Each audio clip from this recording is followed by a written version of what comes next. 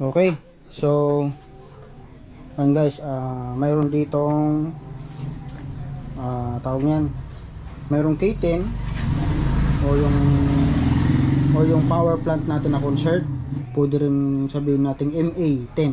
Yan. Tapos mayroon din tayong Mikel CA20.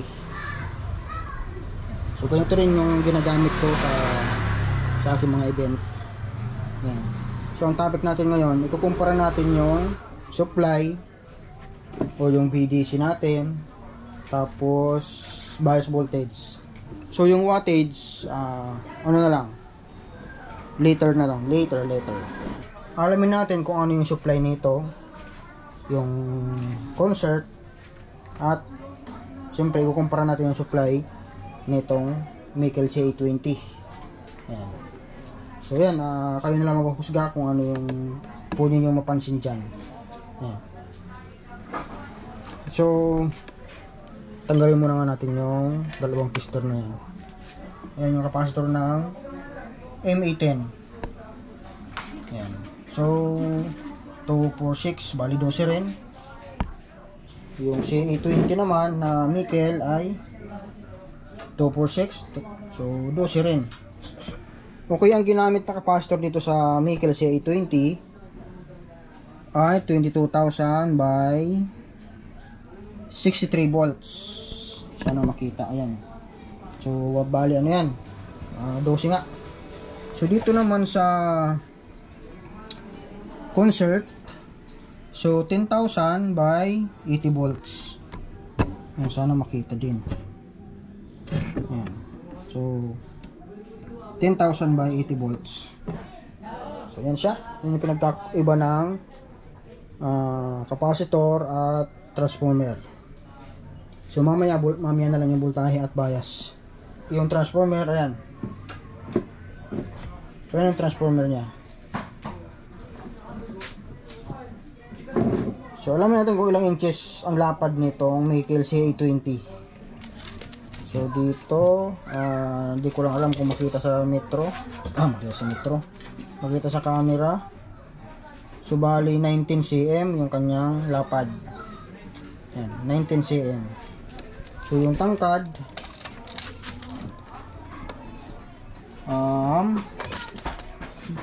ay 11 cm. Sana makita sa camera yung metro natin. Okay, yun yung CA20 na Mikel. So ito naman K10. So ito. So 7 inches, or nandiyan na lang tayo sa cm. So 17.5. Yan. Yung tangkad ay yan, 11 cm din. So, okay, siyempre yung pinaka-output, ayun, pinaka-importante. So bali 2, 4, 6, 8, 9. So bali 9 pairs. Dito lang tayo sa concert. Yung concert 2, 4, 6, 7. So 7 pairs. So ito stapler na rin yan. So 7 pairs, 9 pairs. Okay, so try nating ipagkumpara naman yung voltahe. So sa malamang mataas pa rin si Mikel CA20. Unahin muna natin tong concert. So yun, nakasit up na yung ating tester guys. At ito pangsukat natin sa bias. Ito naman yung sa voltahe. Gumamit lang tayo ng alligator clip. Yung dulo niyan, so dito yan nakakonect sa emitter, resistor, saka sa base. So bali ito yung pang testing natin para sa bias. Aning. So yung unity sa voltahe. Yan. So naka-ready na yan. So dito tayo nag-connect ng positive sa terminal na yan. Diyan yung supply ng positive. At syempre yung ground dyan ay naka-connect sa body ground. Okay, so parehas na naka plug in. Sa kable pa lang mas malaki na yung Mikel. Ayan. So parehas na naka plug in. So pa-power on na lang natin. Okay. So ito yung concert. Naka-ready na ba? Okay, so review na muna natin. Okay na? Yan, power on. Saan ba nakakunik yung ating, okay, sakto lang yan. 200 volts DC, volts DC naman dito. So ano lang yan, para sa voltahe yung ating malubat na yan tatong aning nga. Okay, so try na lang natin. Power on. Ayan. Okay. So yung bias niya ay ito ba? Bias niya ay 4.44. 45. So yung supply ay 93 volts. So yan, 93 volts. 92. Ayan. 89, 90. So yung napansin niya bumababa. 88. Pero normal naman yan siya. So bumababa siya. Ayan. So mamaya alamin din natin yung specs ng transformer para malaman natin yung AC voltage na output nito. Okay, so yan yung K10.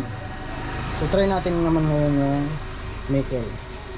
So ito pala guys, abangan nyo rin yung video ko nitong CA20 na ito. Yung si nickel. So meron din tayong video nito. So, mayroon pa nga tayong iniintay kasi yung pyesa niyan, kaya di pa natin matapos to. Yan. So naisipan ko lang na i-review natin at ipagkumpara natin yung laman ng Concert K10 tsaka CA20 ng nickel.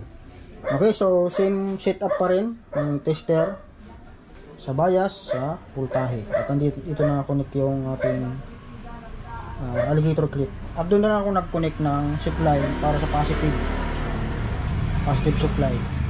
Okay, so hanggang nun din naka-plug in pa rin yan. Power on natin.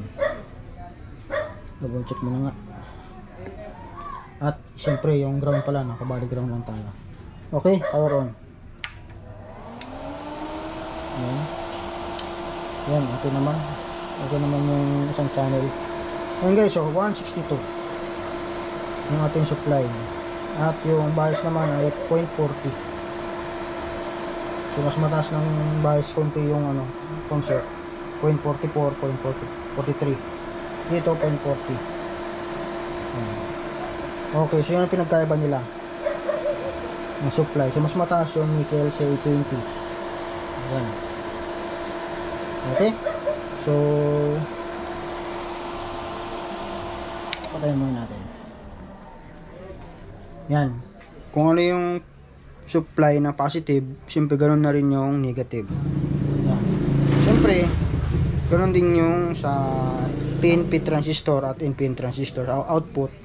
So ganoon din ang bias nun. Katulad nito, okay naman na yan, gumagana na yan at na-testing na natin, kaya kung ano yung bias na sasukat natin dito, so ganun na rin yung sa baba. So kayo na lang guys maghusga kung ano yung aswak sa hinahanap nyong specs ng power amp. Kaya natin silipin yung supply ng nickel CA20. Yan siya. So picturean ko na lang, tapos flash ko na lang flash na rin natin sa screen kasi ang ingay ng aso. Kabila naman ganon din, i-picturean na lang natin guys. Yan, nasa screen, paki-check na lang yan. Yung description nito, so ipa-plus na lang natin sa screen din yung description ng bawat brand at bawat model na ganito.